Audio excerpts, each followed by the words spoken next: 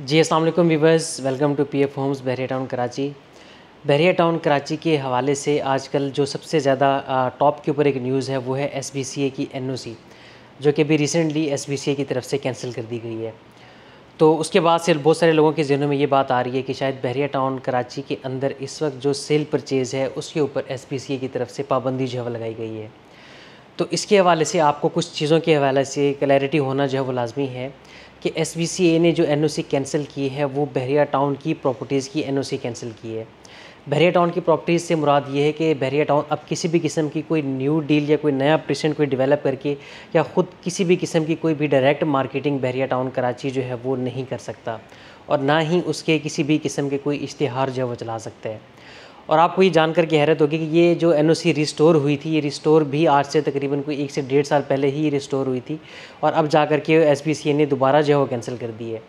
तो इसका कोई टेक्निकली ऑन ग्राउंड अगर हम देखेंगे तो ऑन ग्राउंड इसका कोई भी इम्पैक्ट जो है वो बहरिया टाउन के ऊपर वो नहीं पड़ने वाला, क्योंकि हम लोग जितनी भी सेल परचेज़ कर रहे होते हैं, फॉर एग्जांपल आप लोग कोई भी यहाँ पर कोई प्लॉट परचेज़ करते हैं, कोई घर आप लोग परचेज़ करते हैं, कोई अपार्टमेंट आप परचेज़ करते हैं, तो आप वो बहरिया टाउन से परचेज़ करने की बजाय आप थर्ड पार्टी से परचेज़ कर रहे होते हैं, जो कि आम लोगों की वो प्रॉपर्टीज़ हैं, आप उनके साथ जो डील कर रहे होते हैं।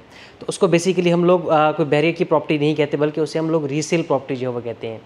तो उसके अंदर बहरिया टाउन का जो किरदार है वो महज़ एक फैसिलिटेटर का किरदार होता है। बहरिया टाउन आपसे जो वो ट्रांसफ़र फ़ीस आपसे जो वो चार्ज करता है, और इसके अलावा आप एफबीआर को उसका जो एक लीगल वो होता है, टैक्स होता है, वो टैक्स आप जो वो पे कर रहे होते हैं।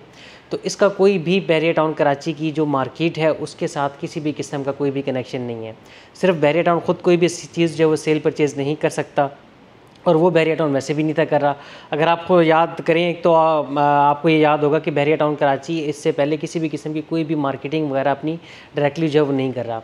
इवन बहरिया टाउन कोई न्यू डील्स भी अगर कोई लॉन्च करता था, वो भी अपने थ्रू जो इन्वेस्टर्स हैं बहरिया टाउन के, उनके थ्रू बहरिया टाउन डील्स अपनी जो है वो दे रहा होता था।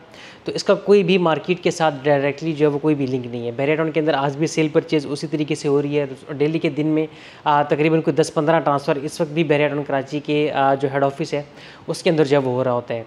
और सिर्फ जो कमर्शियल प्रॉपर्टीज़ हैं उनको फ्रीज़ किया गया है, उनकी सेल परचेज़ जो है इस वक्त वो बंद है। और वो सेल परचेज़ कोई एसबीसीए ने बंद नहीं थी, कि वो सेल परचेज़ नैब की तरफ से जो है वो बंद की गई है। तो सिर्फ कमर्शियल प्रॉपर्टी जो है वो बंद है। इसके अलावा जो भी रेजिडेंशियल प्रॉपर्टीज़ हैं, वो प्लॉट्स हैं, विलाज़ हैं, अपार्टमेंट्स हैं, उसकी सेल परचेज़ पर किसी भी किस्म की कोई पाबंदी नहीं है।